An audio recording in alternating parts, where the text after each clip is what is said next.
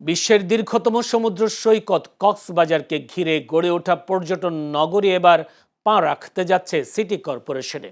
নাগরিকদের প্রত্যাশা এটি শুধু প্রশাসনিক মর্যাদা নয়, বরং আধুনিক, পরিকল্পিত, পরিচ্ছন্ন এবং আন্তর্জাতিক মানের একটি নগরী হিসেবে গড়ে উঠুক।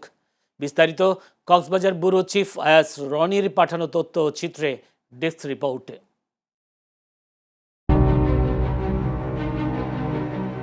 বিশ্বের দীর্ঘতম সমুদ্র সৈকতের শহর কক্সবাজার। প্রতি বছর দেশ বিদেশের লাখো পর্যটকের পদচারণায় মুখর থাকে এই জনপদ।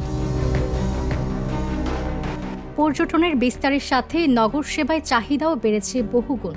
সেই বাস্তবতায় কক্সবাজারকে সিটি কর্পোরেশনে উন্নীত করার উদ্যোগকে ঘিরে তৈরি হয়েছে নতুন আশা। কক্সবাজার পৌরসভায় যাতে সিটি কর্পোরেশন হলে যে পর্যটন সেক্টর বলেন, যে আমাদের বিভিন্ন সেক্টর থেকে কিন্তু এই যে বিভিন্ন উন্নয়নের দিক বাড়বে।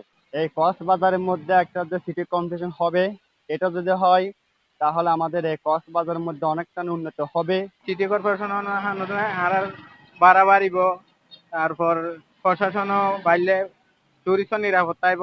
নাগরিকদের প্রত্যাশা সিটি কর্পোরেশন হওয়ার সুফল যেন দৃশ্যমান হয়। আধুনিক সড়ক, কার্যকর ড্রেনেজ ব্যবস্থা, পরিচ্ছন্নতা, বিশুদ্ধ পানির সুব্যবস্থা সহ কক্সবাজার যেন হয়ে ওঠে আন্তর্জাতিক মানের এক পর্যটন নগরী। বাংলাদেশের নয়, বিশ্বের কাছে এই পরিকল্পিত নগরীর সাথে সাথে কক্সবাজারের পর্যটন শিল্প আরো বিকাশ হবে। এখান থেকেই সরকারের একটি বিশাল অঙ্কের যে রাজস্ব এখান থেকে আদায় হবে। পরিকল্পিতভাবে যাতে সিটি কর্পোরেশন করে এবং যারা সংশ্লিষ্ট রয়েছে তাদের কাছে আমার দাবি থাকবে পরিবেশের ভারসাম্য রক্ষা করে যাতে কক্সবাজারকে সিটি কর্পোরেশনে রূপান্তর করা হয়। আমি মনে করি পরিবেশ ঠিক না থাকলে আসলে পর্যটনের কোনো মূল্যায়ন নেই। তো সেই স্বাভাবিকভাবে আমাদের পরিবেশ ঠিক রাখতে হবে, পর্যটন উন্নয়ন করতে হবে এবং সাথে সাথে আমাদের অর্থনৈতিক উন্নয়নের দিকে এগিয়ে যেতে হবে। সিটি কর্পোরেশনে রূপান্তরিত করা হয় তাহলে আমাদের কক্সবাজারের নাগরিকরা তাদের যে নাগরিক সুবিধা রয়েছে সেটা আরো বৃদ্ধি হবে। বিশেষজ্ঞদের মতে কক্সবাজারের উন্নয়ন শুধু অবকাঠামো নির্মাণের মধ্যে সীমাবদ্ধ থাকলে চলবে না। সমুদ্র সৈকত, পাহাড়, বনভূমি এবং জীববৈচিত্র্য রক্ষা করে টেকসই উন্নয়নের পথেই এগোতে হবে। বিভিন্ন উন্নয়নমূলক কাজগুলো করতে গিয়ে পরিবেশের দিকে কিভাবে অধিকতর গুরুত্ব দিয়ে করা যায় এই বিষয়টা নিয়ে ওনারা বেশ ভালো ধারণা রাখেন। তো আমরা মনে করি প্রথম অবস্থায় এই জিনিসগুলো, এই চ্যালেঞ্জগুলো ওনারা ভালোভাবে মোকাবেলা করবেন। তবে সব জিনিসগুলো একই আমব্রেলার আন্ডারে যদি সব সংস্থাগুলো সমন্বয় করে যদি একটা বড় মহাপরিকল্পনা করেন, এই মহাপরিকল্পনার অধীনে ইনশাআল্লাহ কক্সবাজার সিটি কর্পোরেশন এগিয়ে যাবে বলে আমি আশা করি। ব্যবসায়ী ও নাগরিক সমাজের প্রতিনিধিরা বলছেন, পরিকল্পিত উন্নয়ন নিশ্চিত করা গেলে দক্ষিণ এশিয়ার অন্যতম আকর্ষণীয় পর্যটন নগরী হিসেবে কক্সবাজারের অবস্থান আরও শক্তিশালী হবে। কক্সবাজারে আপনি একজন জেলা জজ আপনার অনেকগুলো মামলা নিয়ন্ত্রণ করা কঠিন হয়ে পড়ে।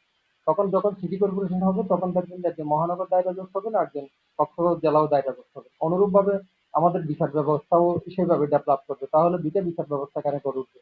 একটা উঠবে মহানগর বিচার ব্যবস্থা যেটা সিটি কর্পোরেশনের ভিতরে, আরেকটা হবে জেলা পর্যায়ে। কক্সবাজার পৌরসভাকে যদি আমরা সিটি কর্পোরেশনের আওতায় এনে গেজেট প্রকাশ করে কক্সবাজার পৌরসভাকে যদি সিটি কর্পোরেশন করা যায়, তাহলে পর্যায়ক্রমে বাকিগুলো আমাদের পৌরসভার সিটি কর্পোরেশন অন্তর্ভুক্ত করা সম্ভব। রাস্তাঘাটের অবকাঠামো সুন্দর হবে, শহরটা সুন্দর হবে, ড্রেনেজ ব্যবস্থা ভালো হবে এবং সুপেয় পানি পাবে।